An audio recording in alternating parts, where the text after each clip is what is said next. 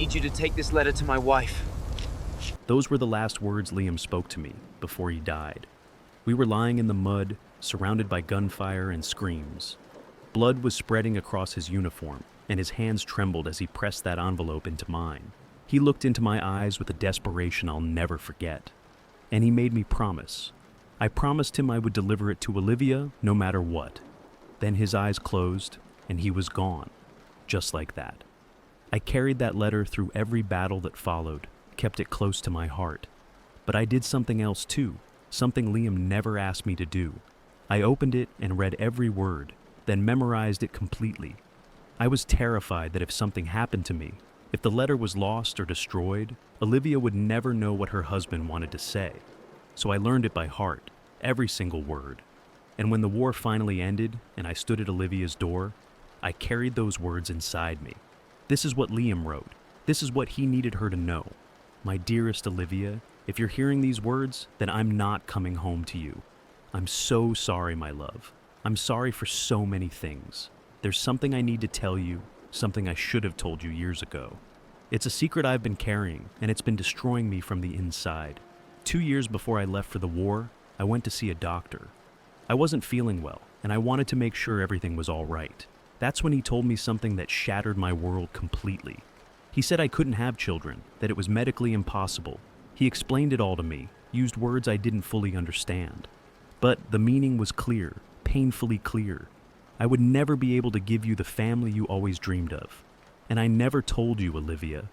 I never said a single word about it. I watched you talk about our future, about the children we would have. You had names picked out, remember? You talked about teaching them to read, to ride bicycles. I saw the way your face lit up whenever you held your sister's baby, the way you'd smile at children playing in the park. You were meant to be a mother, I could see it so clearly, and I knew I could never give you that gift. Every conversation about the future felt like a knife in my chest. Every time you mentioned children, I wanted to tell you the truth, but the words would stick in my throat, and I'd change the subject instead. I told myself I was waiting for the right moment to tell you, that I'd find the perfect time, the perfect words to explain it all. But there was never a right moment, was there? How do you tell the woman you love that you're broken, that you can't give her what she wants most in this world? So, I kept putting it off, day after day, week after week. The silence grew heavier with each passing moment. It became this terrible weight I carried everywhere I went. I'd wake up at night, planning how I'd tell you, rehearsing the words. But when morning came, I'd look at your sleeping face and lose my courage. I couldn't bear the thought of seeing disappointment in your eyes. I was terrified, Olivia.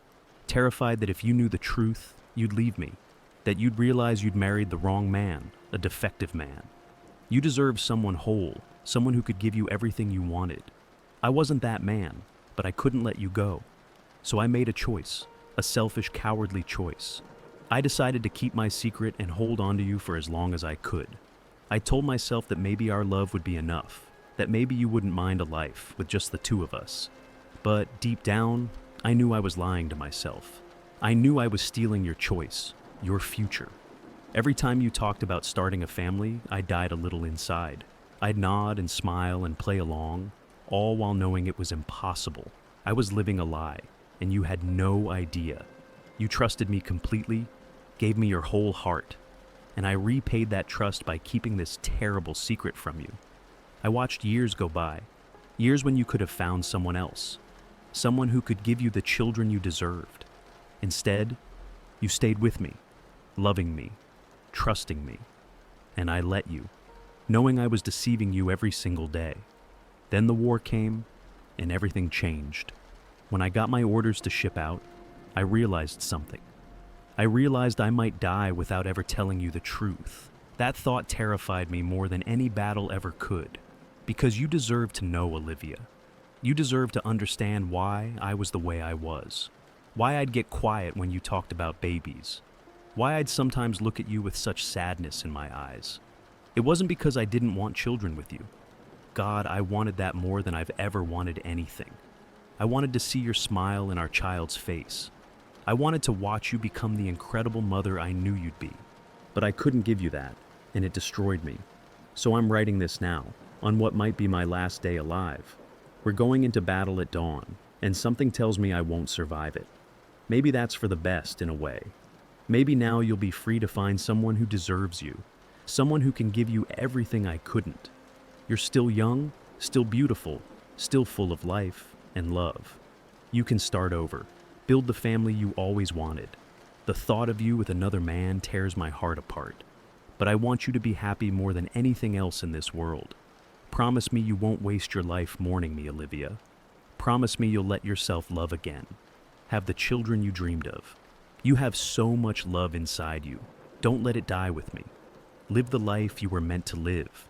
Be the mother you were born to be. Find a good man who will cherish you the way I did. And maybe, if you can find it in your heart, forgive me. Forgive me for being too afraid to tell you the truth. Forgive me for stealing years you could have spent with someone better. I love you, Olivia. I've loved you since the moment I first saw you. I'll love you until my last breath. And beyond that, if such things are possible. You were the best thing that ever happened to me. The only truly good thing in my life. Thank you for every moment we shared, every smile, every laugh, every kiss. Thank you for loving me, even though I didn't deserve it. I'm sorry I couldn't be the man you needed me to be. I'm sorry for everything. Please remember me with kindness if you can.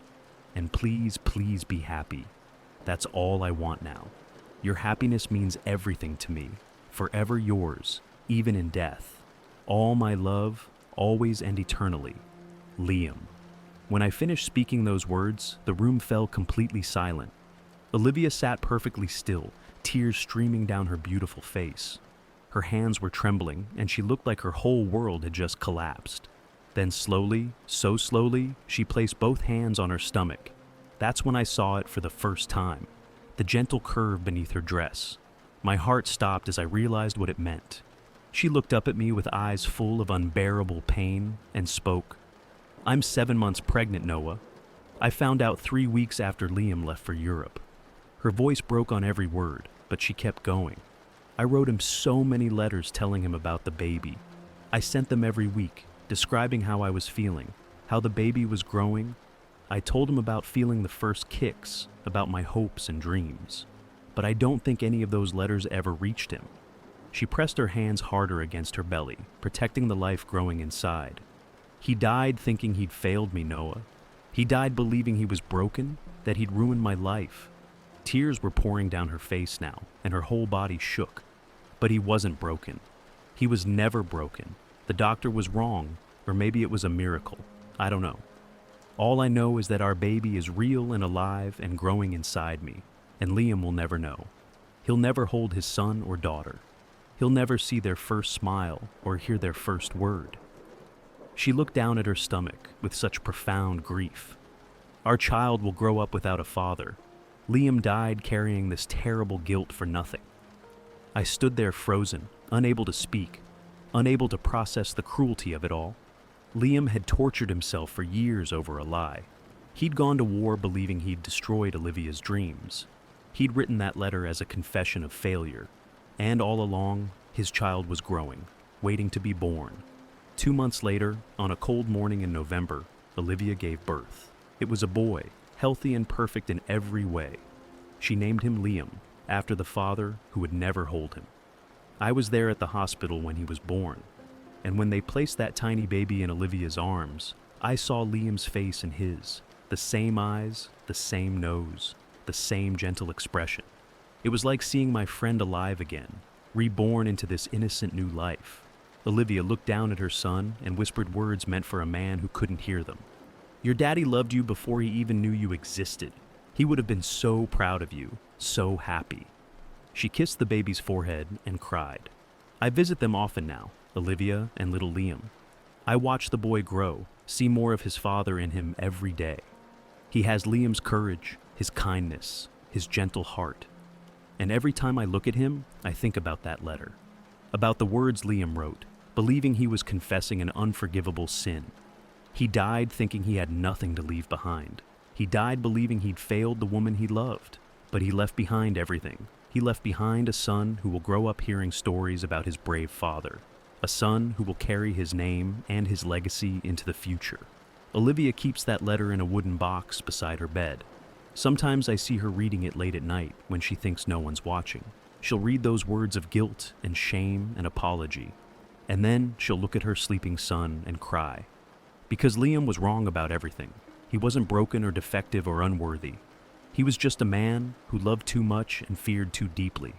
A man who let his fear silence him when he should have spoken. And now his son will grow up in the shadow of that silence. Little Liam will know his father only through stories and letters and memories.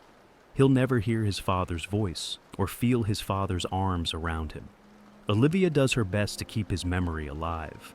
She tells little Liam about his father every single day, about how brave he was, how kind, how much he loved them both. The boy listens with wide eyes, hungry for any piece of his father he can hold on to. And I help however I can, sharing my own memories of Liam, the jokes he told, the way he laughed, the dreams he had. But nothing can replace what was lost. Nothing can give this boy back his father. Sometimes I wonder what would have happened if Liam had known. If just one of Olivia's letters had reached him in time, would it have changed anything? Would he have fought harder to survive, knowing he had a child waiting for him? Or would he have gone into battle with even more reckless courage, trying to end the war faster so he could come home? I'll never know the answer. All I know is that Liam died believing a lie, and that lie cost him everything. It cost him the chance to know about his son, the chance to come home to his growing family, the chance to be the father I know he would have been. He would have been wonderful at it, patient and kind and full of love. He would have taught his son to be brave and honest and true, everything Liam tried to be, but sometimes failed at. The irony is almost too painful to bear. Now I carry two burdens: the memory of Liam's last moments and the weight of this tragic truth. I see his son growing up without him, and I try to be there however I can. An uncle, a friend, a connection to the father he'll never know. But it's not enough. It will never be enough, because little Liam deserves his father, and Olivia deserves her husband. And Liam, my brave, tortured friend, deserved to know the truth before he died. He deserved to know that his greatest fear was unfounded, that he wasn't broken, that he was going to be a father. But war doesn't care about deserving. War doesn't care about justice or truth or second chances. War takes everything and gives nothing back. And so Liam died in the mud, believing he'd failed, never knowing that at that very moment, thousands of miles away, his son was growing inside the woman he loved, never knowing that his legacy would live on in the smile of a child, never knowing that his sacrifice meant something more than he could have ever imagined. This is the story I'll tell little Liam when he's old enough to understand. The truth about his father, all of it. The fear, the guilt, the unnecessary shame, and the love. Always the love. Because despite everything, despite the lies and the secrets and the tragic timing, love was at the heart of it all. Liam loved Olivia so much he couldn't bear to lose her. And that love, as flawed and fearful as it was, created something beautiful. It created a family, a future, a reason for hope. So, when young Liam asks me about his father, I'll tell him everything. I'll tell him about the man who was too afraid to speak his truth. But I'll also tell him about the man who loved so deeply it consumed him. The man who went to war carrying guilt he didn't deserve. The man who wrote a letter of confession that was really a letter of love. And I'll tell him that his father's last words were about making sure that letter reached his mother. That even in his final moments, Liam was thinking of Olivia. That's the man Liam was. Flawed, yes. Afraid, yes. But loving and loyal and true until the very end. And his son deserves to know that. The world deserves to know that. Because this is what war really costs us. Not just lives, but futures. Not just soldiers, but fathers. Not just deaths, but stories that will never be told. Liam's story ended in the mud of a battlefield, but his son's story is just beginning. And maybe, somehow, that's enough.